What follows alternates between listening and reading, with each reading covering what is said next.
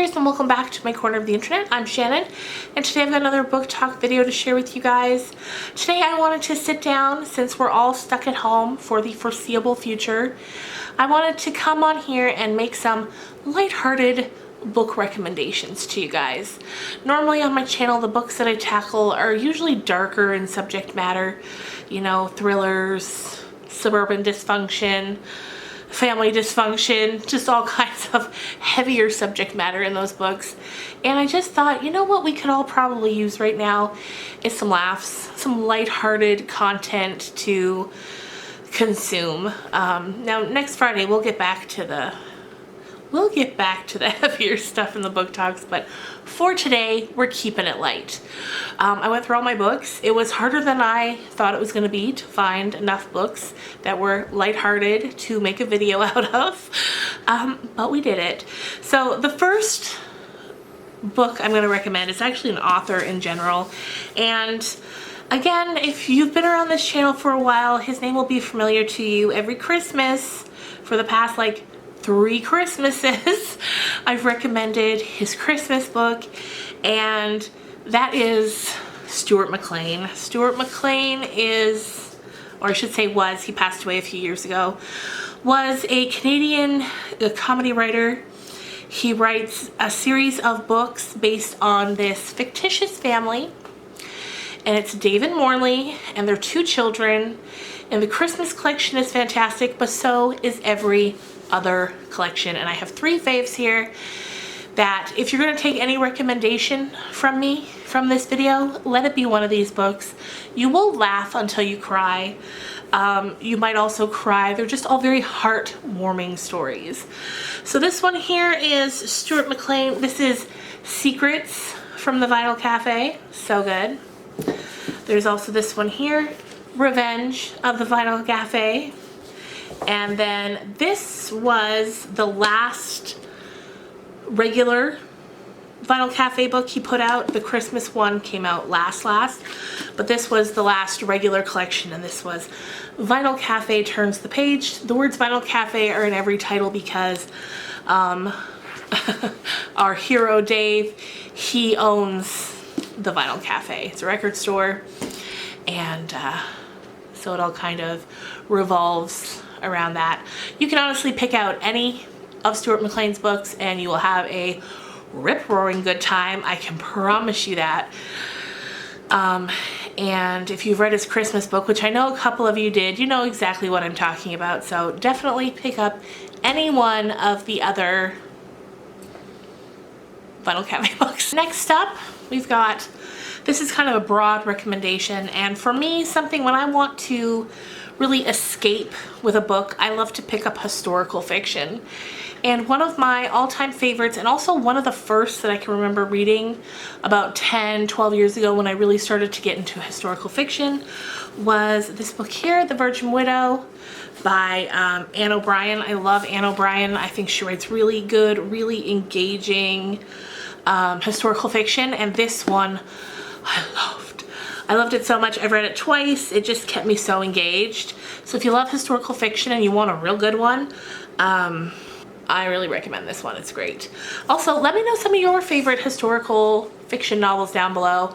I'm constantly looking for good ones. Another author that does historical fiction fantastic is Philippa Gregory. Love her as well. So yeah, let me know your recommendations down below. Next up, I wanted to put this one in here because I read it recently and it truly is just a nice light read. It's not too light that it's fluffy or cheesy, but it's again just kind of a feel-good book. Although there are moments where you might get a bit emotional, it's also just a wonderful story all around. And that is If Only from Melanie Murphy. I really enjoyed this. And it's fantastic. It's one of those books that as you're reading it, you can see it play out so clearly in your mind. I could definitely see this as a film maybe one day. But yeah, it was great. Next up is kind of a self-help book, but not really, but kind of. And it's called Alchemy of the Heart. And it's written by Michael Brown.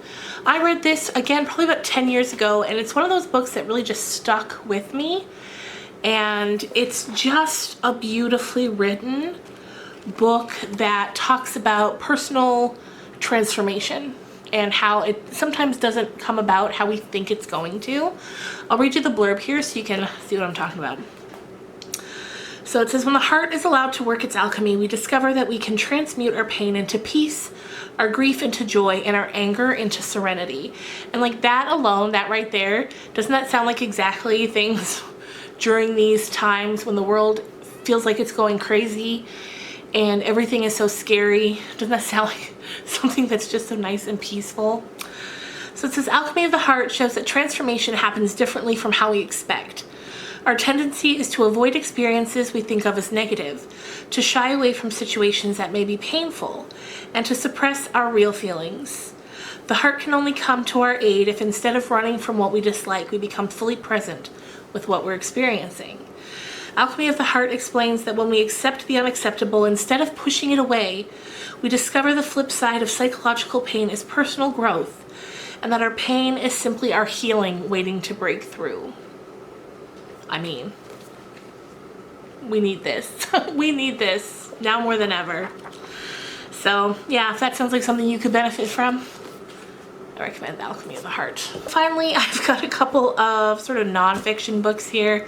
I love both of these so much. They're ones that I reread all the time, and they're the kind of books that you can sort of flip through. You don't have to start from the beginning, especially the second one I'm going to talk about. But the first one here is A Movable Feast by Ernest Hemingway.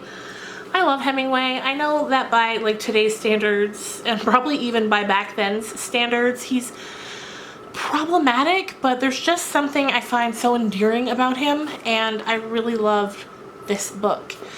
It's this was published after he had passed, and it's his memoir of living in Paris in the 1920s. So I mean, if you need to escape to somewhere a little different, this is great. And it's got you know, appearances by other people from the literary scene back in the day, and it's just a great story that paints a very interesting picture of both him and Paris. And if you're into that kind of stuff, you might enjoy that one if you haven't read it already.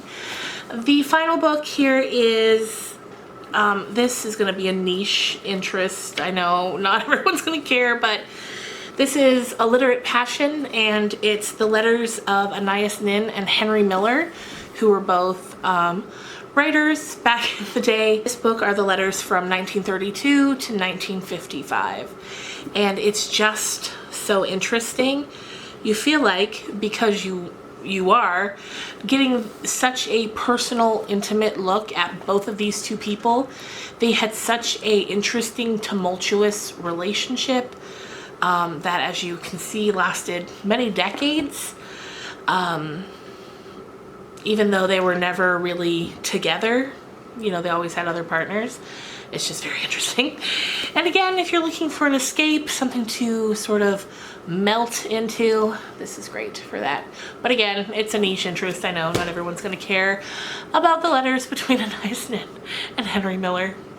But there you go, you guys. Those are my recommendations for some more lighthearted reads. Again, Stuart McLean is everything when you need a pick-me-up. So I recommend starting with him first, especially if you just kind of want to feel good and have a laugh. You can even read them out loud to your husband. That's what I do.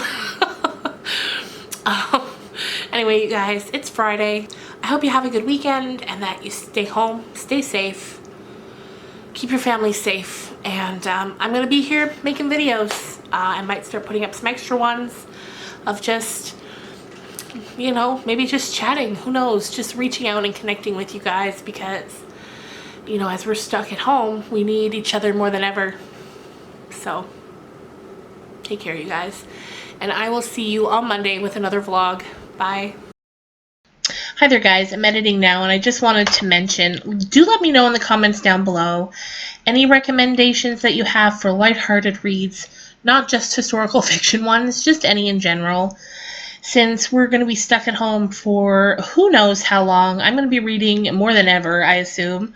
And yeah, just give me your recommendations. Thanks, guys. Have a good weekend.